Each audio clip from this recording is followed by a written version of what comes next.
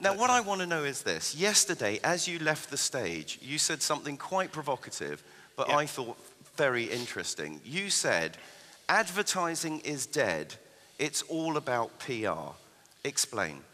I was sort of being deliberately disruptive in the sense that I think people are calling the demise of PR far too quickly. I think that PR through history has seen publicists or storytellers using technology of the age.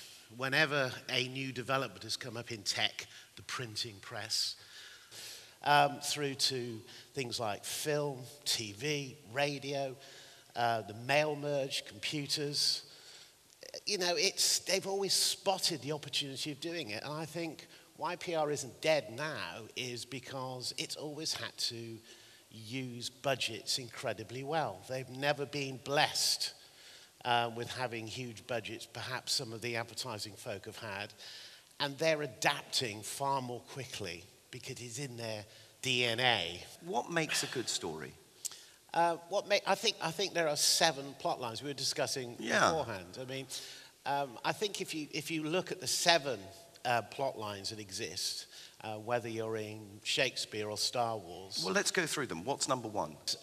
Overcoming the monster, rags to riches, the quest, always comedy, voyage and return, rebirth. What about this line between myth and story? I mean, how factual do you think we need to be? Myths, we buy into myths. Hollywood celebrities, you know, like Marilyn Monroe in the 30s, these were stories created by journalists who were working in what was called the movie exploitation department, and their job was to create myths, and many of those things weren't true, and people didn't want negative stories. What can we learn as brands from, for example, someone like the Kardashians? Because that's a myth. Yeah, well, I struggle with it because actually, if you analyze the Kardashians, they have absolutely nothing to offer any human. I mean, all they are doing is actually perpetuating more and more money and looking good. What is the formula then for a good story? You need funny, sexy, shocking, spectacular, illuminating, discover something from it. You've got to have schadenfreude, misfortune. People like to see things. So if you've got controllable failure in it, you're okay. And if you amplify it, if you get 3 things alongside that to amplify it, which is, you know, celebrity, topicality, and controversy.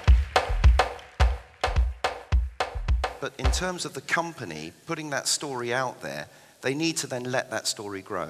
Incredibly risky before Red Bull. Red Bull. Here's a confession. I have done things, and one thing in particular lost an entire team their job.